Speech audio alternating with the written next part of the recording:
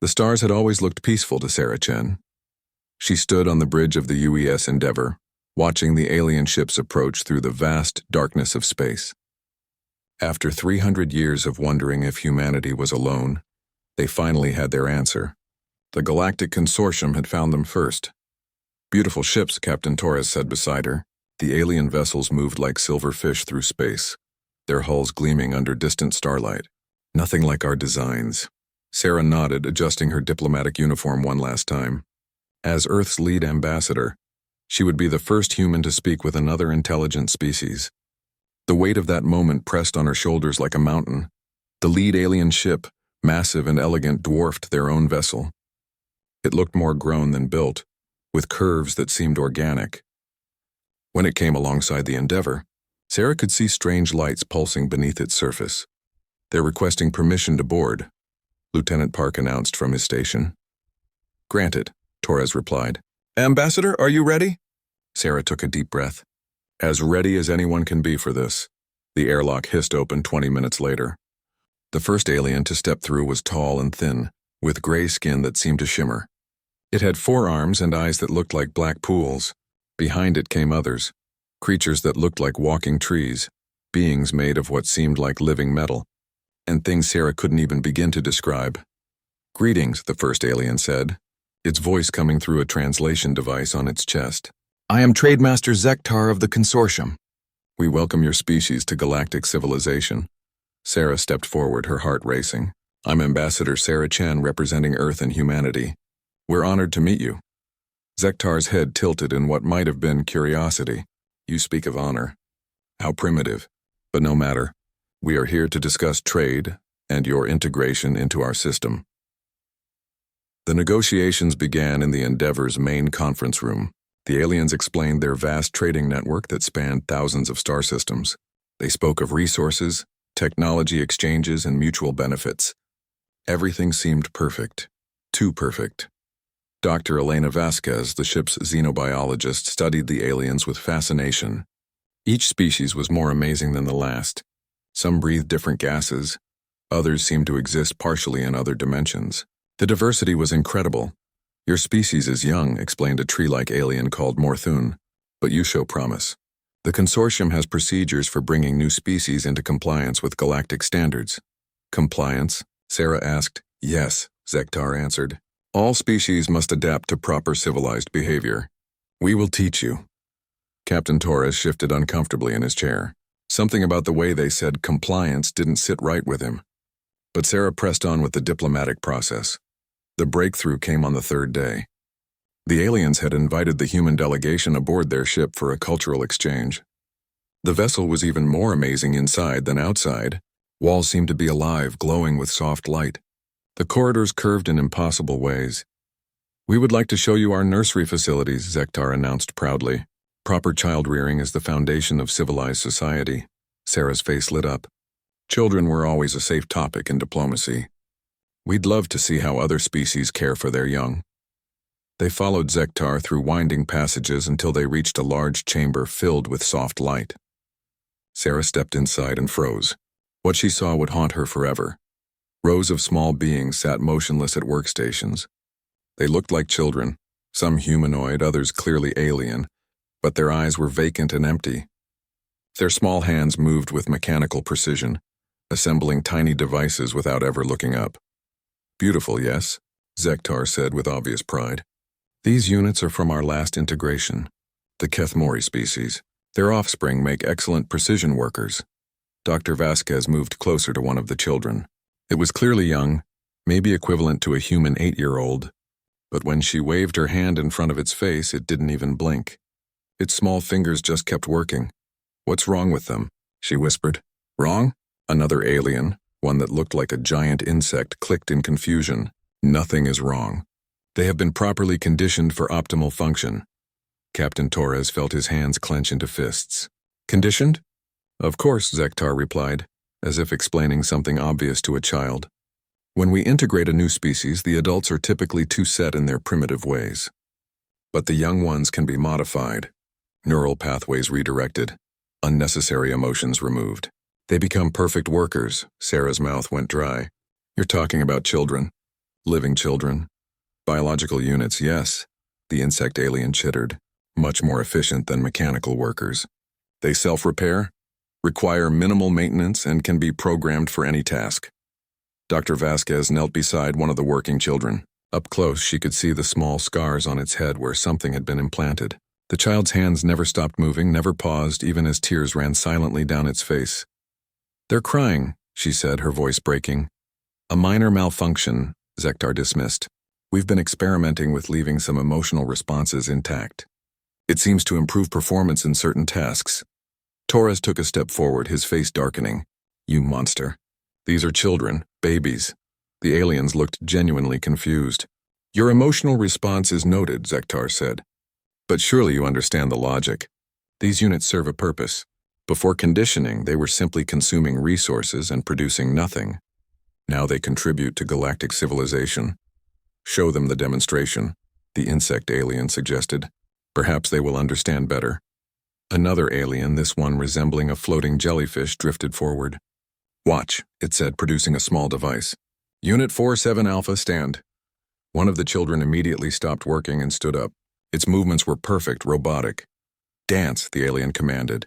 The child began to dance, its face still completely blank. It spun and leaped with impossible precision like a living doll. "Now inflict pain upon yourself." Sarah screamed, "No," but it was too late. The child began hitting itself over and over, its blank face never changing expression even as bruises formed. "Stop!" Torres roared, lunging forward. "Fascinating," the jellyfish alien observed. "Your species shows extreme emotional dysfunction regarding juvenile units. This will need to be corrected during your integration process." Dr. Vasquez was crying now, reaching for the child. But when she touched it, the small being didn't react at all. It just stood there waiting for the next command. "How many?" Sarah asked, her voice barely a whisper. "How many what?" Zektar replied. "How many children have you done this to? Across the consortium? Difficult to calculate. Millions, certainly. Perhaps billions. Every integrated species contributes their young to the greater good." The room fell silent except for the soft sounds of tiny hands continuing their work. Sarah looked around at the dozens of children in just this one room. Somewhere in the ship there were probably hundreds more, and this was just one ship in a fleet of thousands. "We need to go," she said quietly. "Of course," Zektar agreed. "You have seen our efficiency. When your species is integrated, your own young will contribute similarly." Torres spoke through gritted teeth. "That will never happen." "Oh, but it will," the insect alien chittered with amusement. "They all say that at first, but logic always prevails. You will see the benefit soon enough." The trip back to the Endeavor passed in stunned silence. Sarah's hands shook as she sealed the airlock behind them. The moment they were alone, Torres slammed his fist into the wall. "Those sick bastards," he snarled. "They're torturing children and calling it civilization." Dr. Vasquez was still crying. "Did you see their eyes? They're still aware inside there, still suffering." Sarah activated the ship's communication system. "All hands, this is the ambassador. Prepare for immediate departure. We're going home. What will you tell Earth?" Torres asked. Sarah looked back toward the alien ships still floating peacefully in space. Inside them, thousands of children sat in silent agony, turned into living machines by creatures who saw nothing wrong with it. "The truth," she said. "And then we pray humanity is better than this galaxy deserves." As the Endeavor turned toward home, none of them could forget the sound of small hands working in endless silence, or the tears on faces that could no longer show any other emotion. Behind them, the alien ships continued their journey, carrying their cargo of stolen childhoods to markets across the stars. The universe had just become a much darker place. The silence in the United Nations Assembly Hall was deafening. On the massive screen at the front, Dr. Vasquez's footage played again. Small hands working endlessly, empty eyes, silent tears on motionless faces. Sarah Chen stood at the podium, watching world leaders as they absorbed what humanity had discovered among the stars. Presidents, prime ministers, kings, and queens all sitting in stunned horror. "The consortium considers this normal," Sarah said when the video ended. "They've been doing this for thousands of years. To them, we're just another species that will learn to accept their way." The Brazilian president stood up first. "How many children?" "Conservative estimate, billions. Across hundreds of species over millennia." The Chinese premier's face was stone. And they plan to do this to human children? When they integrate us, yes. They see it as an honor, a way for our young to contribute to galactic civilization. British Prime Minister Williams slammed her hand on her desk. Over my dead body. That can be arranged, came a new voice. Everyone turned as Admiral Morrison, head of the Earth Defense Force, entered with urgent news. They're back. 3 consortium ships just appeared at the edge of our solar system. They're requesting permission to land and begin integration procedures. Sarah felt her blood turn to ice. How long do we have? They're giving us 72 hours to prepare a suitable greeting for their integration fleet. Apparently, resistance is common at first, but always fails. The Indian ambassador stood slowly. What do they consider resistance? Admiral Morrison's jaw tightened. Refusing to hand over our children for conditioning. The room erupted. Shouting in dozens of languages filled the air. But through it all, Sarah heard something she'd never heard before. Complete unity. Every nation, every ideology, every political party speaking with one voice. Absolutely not. The next 6 months transformed Earth in ways no one thought possible. The old divisions that had plagued humanity for centuries simply vanished overnight. Democrat or Republican, communist or capitalist, Christian or Muslim, none of it mattered anymore. There was only one thing that mattered now, protecting their children. Captain Torres, now Admiral Torres, stood in the newly constructed Luna shipyard watching the first wave of humanity's response take shape. Sleek black ships that looked nothing like the Endeavor. These were built for one purpose, war. How many can we produce? Asked General Chen, Sarah's sister and now head of Earth's combined military command.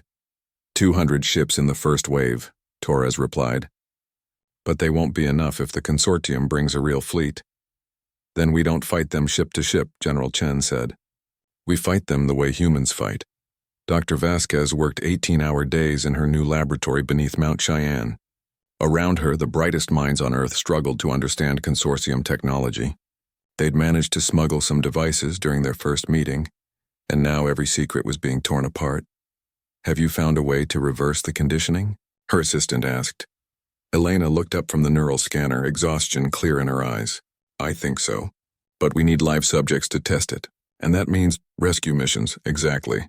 We need to get some of those children back. In hidden facilities around the world, training began for something the galaxy had never seen before. Human soldiers learned to fight not for territory or resources, but for something the consortium couldn't understand, the absolute protection of the innocent.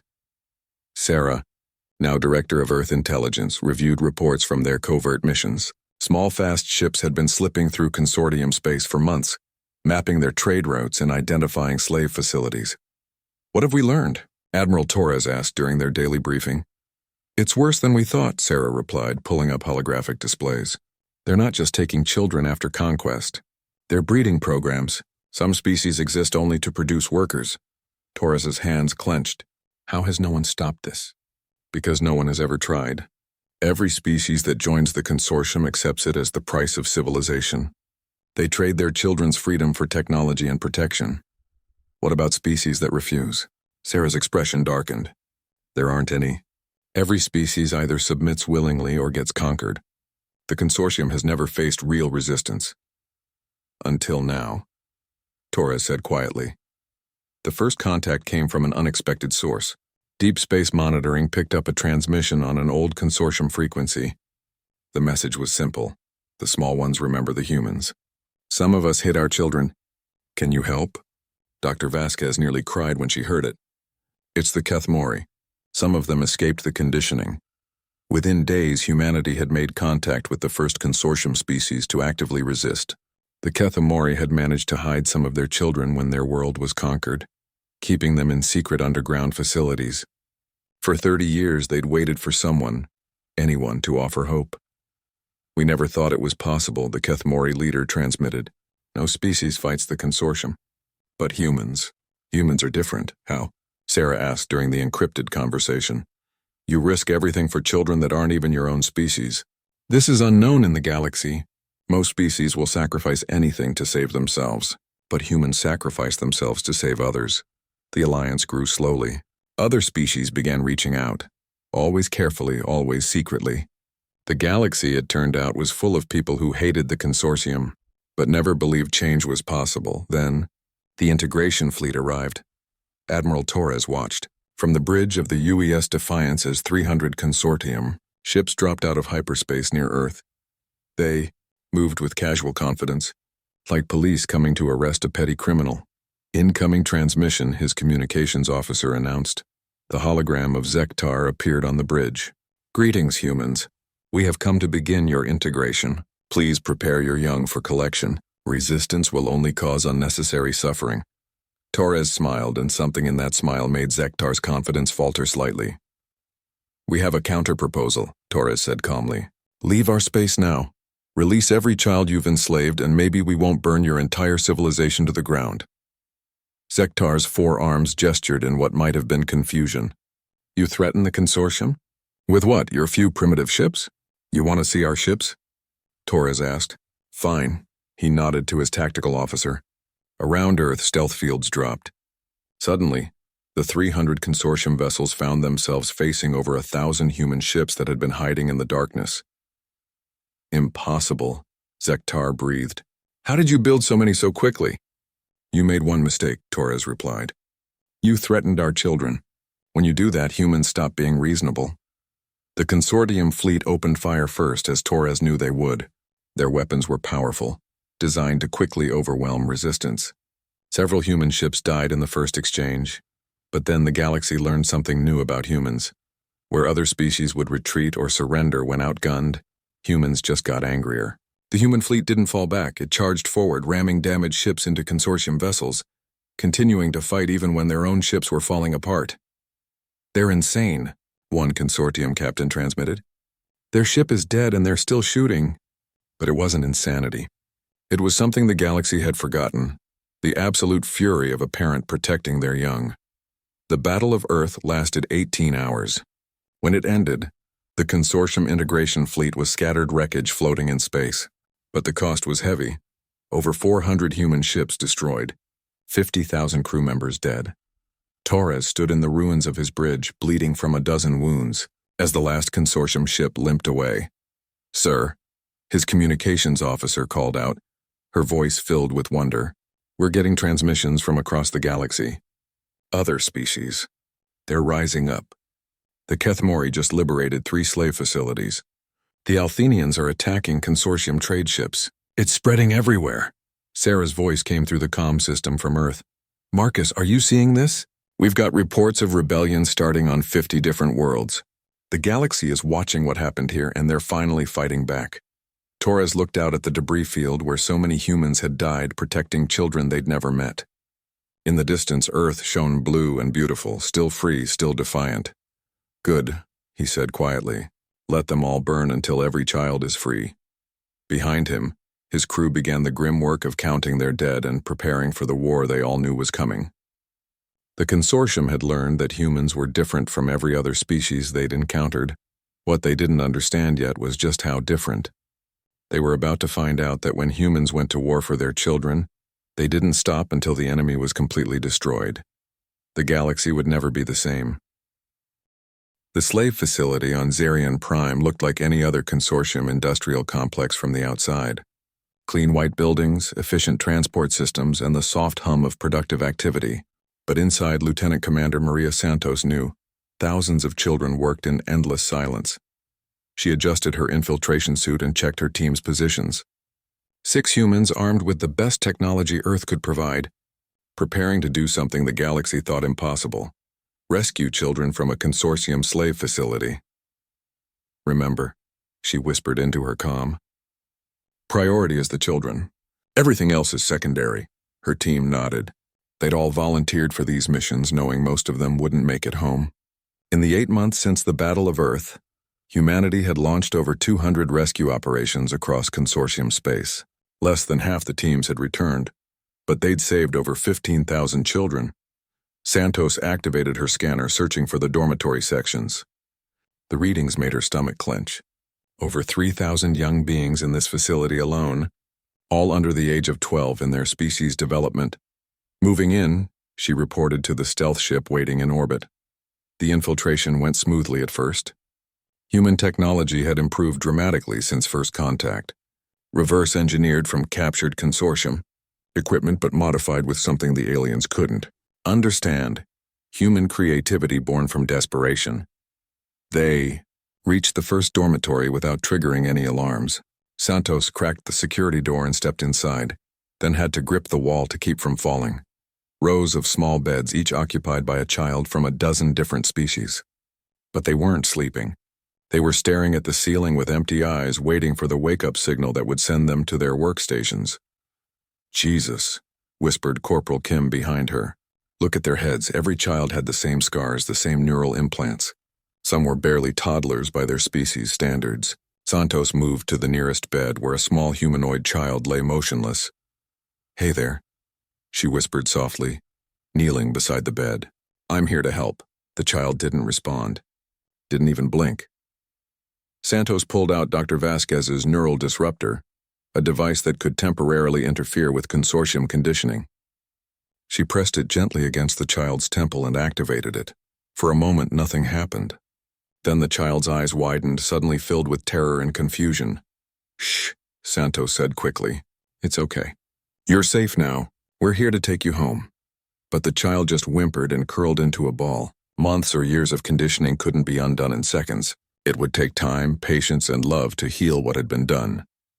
"Ma'am," called Sergeant Rodriguez from across the room. "You need to see this." Santos followed him to a corner where the smallest children were kept. Some looked barely old enough to walk, but they all had the same implants, the same empty stares. "They're starting the conditioning younger and younger," Rodriguez said, his voice tight with rage. "Some of these babies can't be more than 2 years old." Santos felt her hand move instinctively to her sidearm. For a moment she imagined what she'd like to do to the creatures who had done this to children, but there would be time for vengeance later. "Start the extraction," she ordered. All of them. The evacuation took longer than planned. The youngest children had to be carried, and many of the older ones were too conditioned to understand they were being rescued. Santos's team worked with gentle efficiency, knowing that any sign of force or aggression would terrify the children even more. They were loading the last group onto their transport when the alarm started. "Security force incoming," reported their pilot. "Consortium enforcement squad, heavily armed." "How long?" Santos asked, helping a trembling Althenian child into the ship. 2 minutes, maybe less. Santos looked at her team, then at the dozens of rescued children huddled in the transport. The math was simple. They couldn't fight a full security force and protect the children at the same time. "Get them out of here," she ordered the pilot. "Ma'am, take the children and go." "That's an order." Corporal Kim stepped forward. "We're not leaving you behind. You are if I say so." Santos turned to face her team. "Our job is to save these kids. Everything else is secondary, remember?" The sound of approaching vehicles grew louder. Santos sealed the transport and stepped back as it lifted off. Through the viewport, she could see small faces pressed against the glass, some beginning to show the first sparks of hope in their eyes. "Worth it," she whispered. The firefight lasted 20 minutes. When it ended, Santos and her entire team were dead. But in the transport bay of the stealth ship UES Shadow, 37 children experienced freedom for the first time in their lives. News of the raid spread across the galaxy within hours. The consortium had always claimed their facilities were impregnable, their security perfect. But humans had walked in, taken their property, and escaped. More importantly, the rescued children began to recover.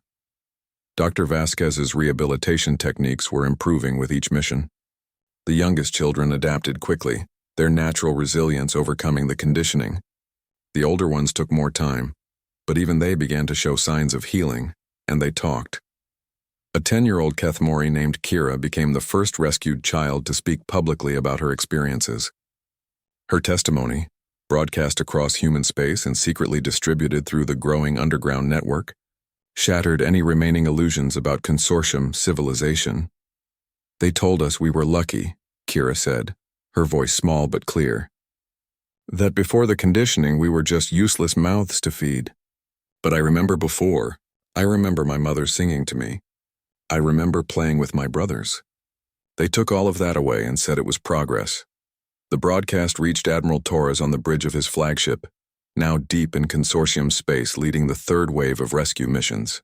His fleet had grown to over 300 ships, supplied by an Earth that had transformed its entire economy around one goal: freeing the galaxy's children. "Sir," his intelligence officer reported, "we're getting responses from underground cells on 15 different worlds. They're all requesting support for uprisings." Torres studied the tactical display. Red dots marked consortium strong points, but green dots were appearing everywhere. Resistance movements inspired by humanity's example.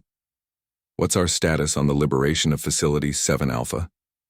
"Strike team reports success. 200 children extracted, minimal casualties." "And the consortium response?" "They're pulling security forces back to protect their core facilities." "But sir, there's something else. We're getting reports that some consortium species are starting to question the whole system." Torres nodded grimly. "Fear will do that. They're starting to realize that if humans can do this to them, maybe they're not as invincible as they thought." The turning point came when the liberation of Facility 12 Gamma went wrong. Consortium forces were waiting when the human strike team arrived, clearly tipped off by a spy. The battle was fierce, and when the smoke cleared, Captain Jennifer Hayes found herself the sole survivor, surrounded by enemy troops. But instead of surrendering, Hayes did something that shocked the galaxy. She activated her ship's self-destruct sequence and broadcast a message on all frequencies. "This is Captain Hayes of the Earth Liberation Force. They got me, but they didn't get the children. 37 kids are safe because of my team's sacrifice. To every parent in the galaxy, your children matter. They deserve freedom. They deserve love. And some things are worth dying for." The explosion could be seen from orbit. The consortium expected the human raids to stop after such losses. Instead, they intensified. More volunteers stepped forward than Earth had ships to carry them. The message was clear. Humans would keep coming until every child was free. But the raids were having an effect beyond just rescue operations. Consortium unity began to fracture as member species started asking uncomfortable questions. If their system was so perfect, why were some species willing to die to escape it? The first major defection came when the Althenian Council formally withdrew from the consortium. Their official statement was brief. "We have seen our children returned to us by humans who asked for nothing in return except that we love them. This is what civilization looks like." More followed. The Veltari Empire, the Christek Collective, the Harmony Worlds, one by one. They broke away from the consortium and joined what was becoming known as the Children's Alliance. Zektar stood in the consortium high command, watching their empire crumble. Member species were defecting, slave facilities were being emptied, and worst of all, the humans showed no signs of stopping. "We should negotiate," suggested one of his advisors. "Perhaps offer them some concessions." "With what?" Zektar snapped. "They don't want territory or resources. They want us to completely abandon our entire social structure. They want us to stop using juvenile workers entirely." "Maybe that's not such a bad idea," another advisor said quietly. "The species that have joined their alliance seem happy. Their productivity is actually increasing." Zektar turned on him with fury. "You would abandon thousands of years of progress? Return to the chaos of caring for unproductive juveniles." But even as he spoke, Zektar could see doubt in his advisor's eyes. The consortium fleet that approached Earth was the largest military force the galaxy had ever assembled. 3,000 ships carrying the combined might of a dozen star empires, all united in one purpose: to crush the human rebellion and restore order to the galaxy. Admiral Torres stood on the observation deck of Luna Station, watching the massive enemy fleet drop out of hyperspace at the edge of the solar system. Each ship was larger than anything humanity had built, bristling with weapons that could crack planets. "Tactical assessment?" he asked Admiral Chen, who had joined him from Earth Defense Command. "They outnumber us 4-1, she replied grimly. "Their ships are bigger, their weapons more advanced. By every military calculation, we should surrender now." Torres smiled, and there was something in that expression that had become famous across the galaxy, the look of a human who'd been backed into a corner with children to protect. Good thing humans don't believe in military calculations when our kids are threatened. The truth was, Earth had changed beyond recognition in the 2 years since first contact.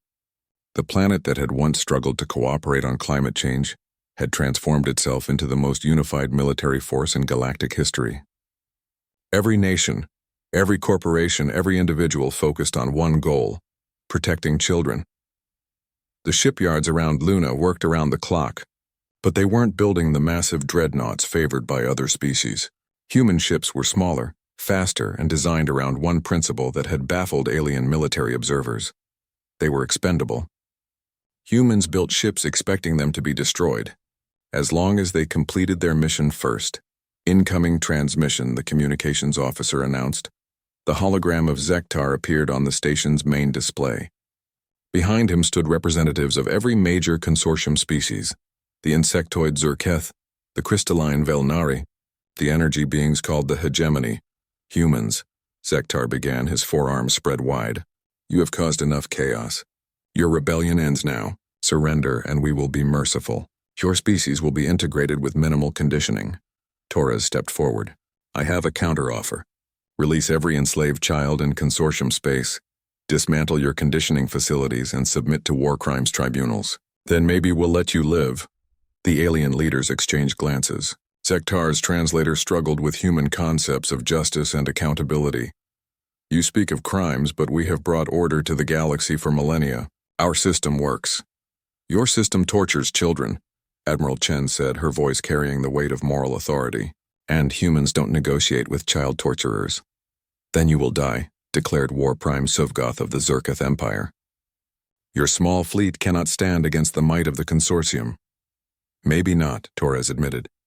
But we're not trying to win a traditional war. We're trying to save children, and humans will do anything for their kids. The transmission cut off and both sides prepared for battle. But what followed wasn't like any war the galaxy had ever seen. The consortium fleet advanced in perfect formation, their massive ships moving with the confidence of inevitable victory. They'd crushed hundreds of species using these same tactics. Overwhelming force applied with surgical precision. But the human fleet didn't try to match their formation. Instead, they scattered like a school of fish, individual ships darting between the massive consortium vessels. What are they doing? War Prime Suvgoth demanded from his flagship. This is not how space combat works. What the aliens discovered was that humans had spent 2 years studying every piece of consortium technology they could capture. They knew exactly where the weak points were, exactly how to exploit them. The first human ship to score a kill was the UES Defiant.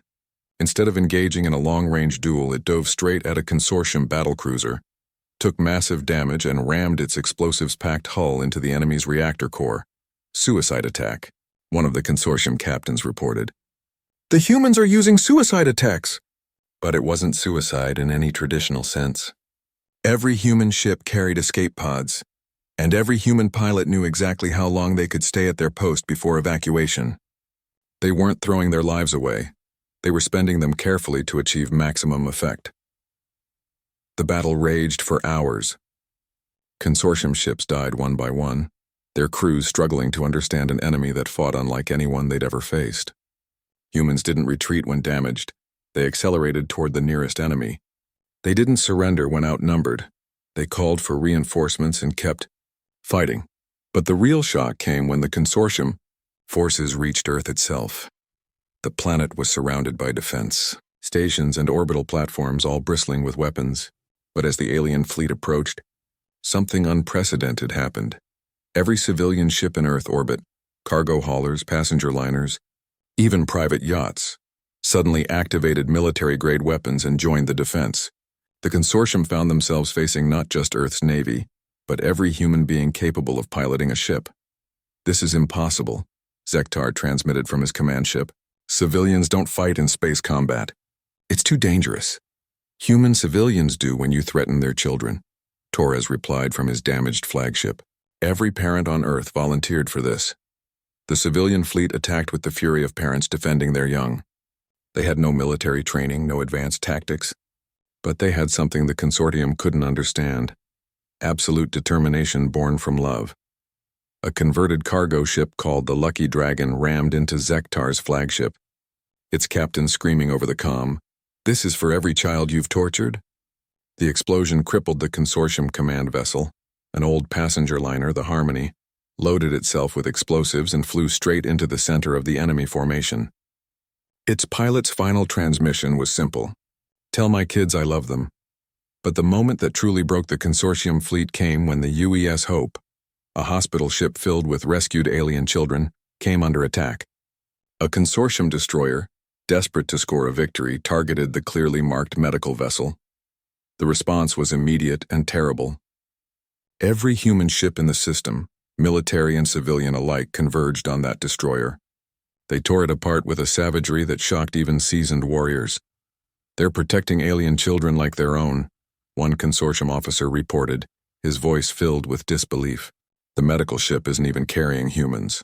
That was the moment many consortium crews realized they weren't fighting an enemy. They were fighting an ideal. And ideas, once unleashed, were impossible to kill. The battle ended when the remainder of the consortium fleet simply stopped fighting.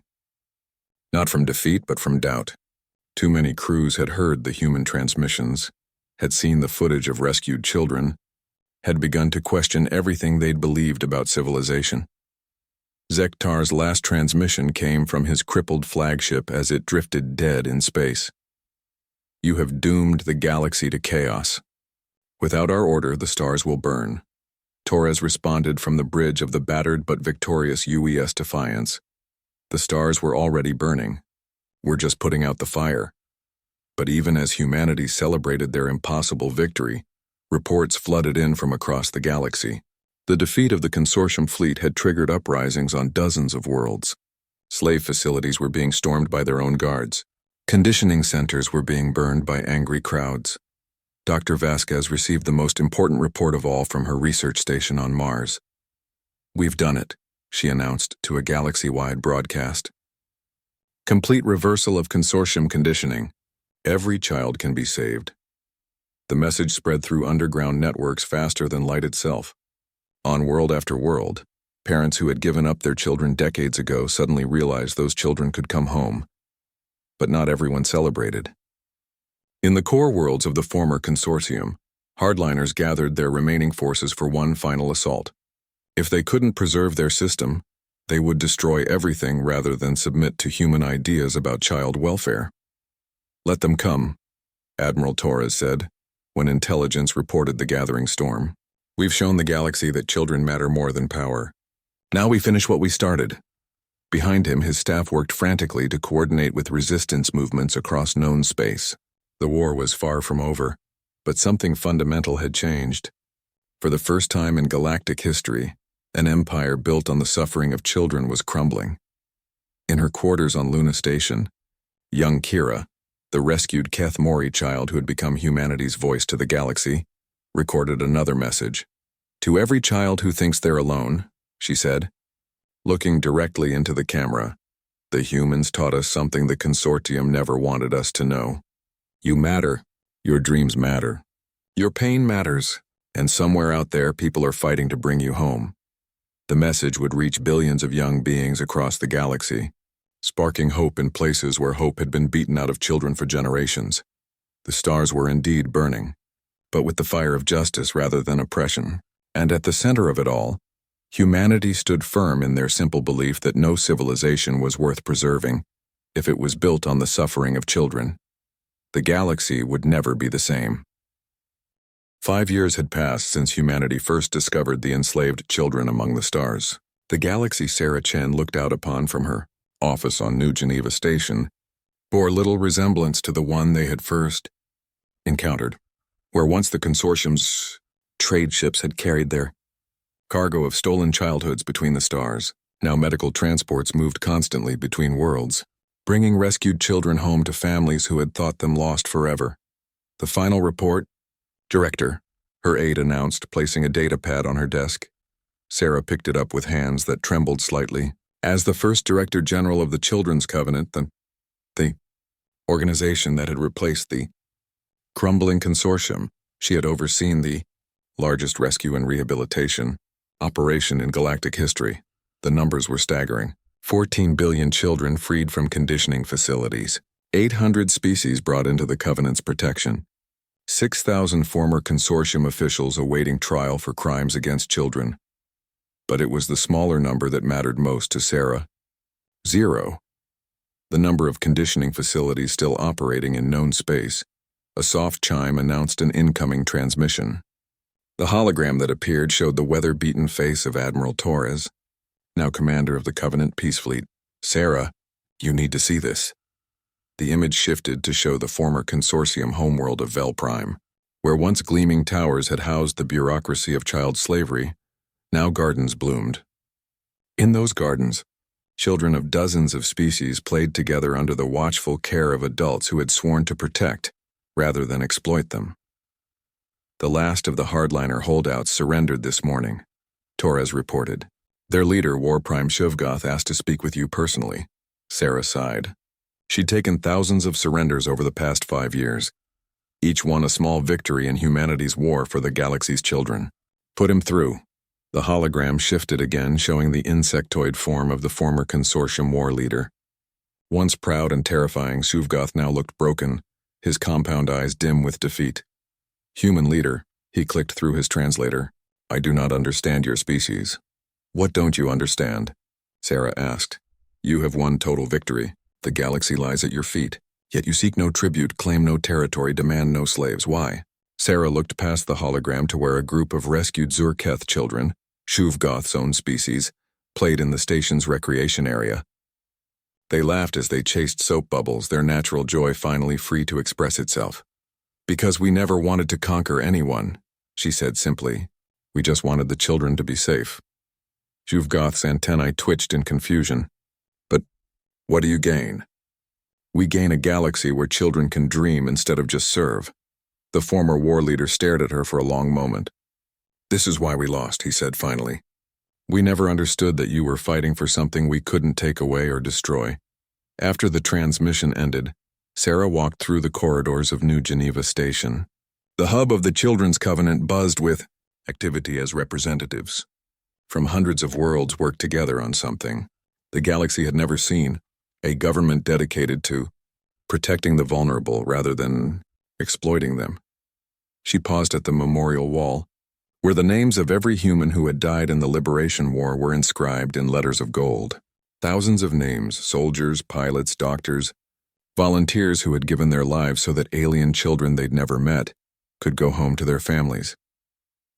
At the top of the wall, in letters larger than the rest, was a simple inscription: They died so children might live. Director Chen? A small voice said behind her. Sarah turned to see Kira, now 15 years old and serving as the Covenant's first child ambassador. The young Keth Mori had grown into a powerful speaker, her testimony having helped convict hundreds of former consortium officials. What is it, Kira? The tribunal just reached its verdict on the final case. Former Trademaster Zektar has been sentenced to life imprisonment, with the possibility of rehabilitation. Sarah nodded. The Covenant's justice system was based on human principles. Punishment, yes, but always with the hope of redemption. Even the worst war criminals were given the chance to understand what they had done wrong and work to make amends. How do you feel about that? Sarah asked. Kira was quiet for a moment. At first I wanted them all to die for what they did to us. But Dr. Vasquez helped me understand something. Hatred is what they use to justify hurting children. If we base our justice system on hatred too, we become like them. It was a wisdom beyond her years, born from suffering no child should have endured. But it was also hope, proof that even the deepest wounds could heal when treated with love and patience. They walked together to the station's main observation deck, where Earth hung in space like a blue jewel. The homeworld of humanity showed signs of its transformation. Massive orbital shipyards had been converted to schools and hospitals. Weapons factories had become toy manufacturers. The entire planet had reorganized itself around nurturing life rather than preparing for war. Director, Kira said softly, do you ever wonder what would have happened if humans had been different? If you'd accepted what the consortium offered? Sarah considered the question. Sometimes, but I think the answer is simple. We wouldn't have been human anymore. Around them, the observation deck filled with beings from across the galaxy. Former enemies now worked side by side, united by their commitment to protecting children. The Covenant had grown beyond anything its founders had imagined, not just a government, but a new way of thinking about civilization itself. Dr. Vasquez's voice came over the station's communication system. All senior staff to Medical Bay 7. We have another group of rescued children arriving from the Outer Rim. Sarah and Kira made their way to the medical bay. where they found Elena working with her usual passionate intensity. The rescued children were from a species humanity had never encountered before. Small, crystalline beings who sang instead of speaking. "They're the last ones," Elena reported, her eyes bright with unshed tears. "The final group of conditioned children in known space. When they're rehabilitated, our work will be complete." But Sarah knew their work would never really be complete.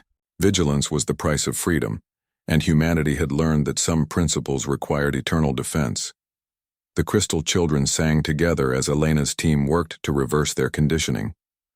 Their melody was hauntingly beautiful, speaking of joy returning to places where it had been forbidden for too long. News of the final rescue spread across the galaxy within hours. On world after world, celebrations erupted. Parents reunited with children they'd thought lost forever. Species that had forgotten what it meant to protect their young remembered how to love. But perhaps the most important celebration took place in a small park on Earth, where human children played alongside rescued alien children of a dozen different species. They laughed and ran and dreamed together, unaware that their friendship was a revolution that had changed the galaxy forever. Admiral Torres found Sarah there as the sun set over New Geneva. Both of them were older now, marked by the years of war and responsibility. But they were also at peace in a way that few beings ever achieved. "Any regrets?" he asked. Sarah watched a human toddler teaching a young Althenian how to blow dandelion seeds into the wind. Just one, that it took us so long to find them. The children? The moral courage to act. We always knew right from wrong. We just needed to find the strength to do something about it. A chime from Sarah's communicator interrupted the peaceful moment. It was a message from the Covenant Assembly, where representatives from across the galaxy were working on the organization's founding charter. "The vote is complete," the message read. "The Children's Protection Accords have been ratified by unanimous consent. Any civilization that harms children will face the combined response of the entire galaxy." Sarah smiled. Humanity's gift to the galaxy wasn't advanced technology or military might. It was the simple revolutionary idea that children mattered more than convenience, that love was stronger than profit, and that some things were worth fighting for no matter the cost. As the stars appeared in the darkening sky, Sarah thought about the future. There would be new challenges, new threats to the children they'd sworn to protect. But for the first time in galactic history, those children had an entire civilization dedicated to their welfare. The Consortium's old motto had been order through strength. The Children's Covenant had replaced it with something simpler and more powerful. Children first. Always. On distant worlds, former slaves tucked their own children into bed with lullabies instead of work schedules. In rehabilitation centers, older children learned to play and dream again. And in schools across the galaxy, young beings learned that they were valued not for what they could produce, but for who they were. The galaxy still faced many problems: disease, poverty, conflict between species. But it no longer faced the greatest evil of all, the systematic abuse of the innocent. That darkness had been burned away by the fire of human compassion, leaving behind a civilization that finally deserved the name. As Sarah walked home through the gardens of New Geneva Station, she passed a memorial fountain dedicated to all the children who hadn't lived to see freedom. The inscription read simply,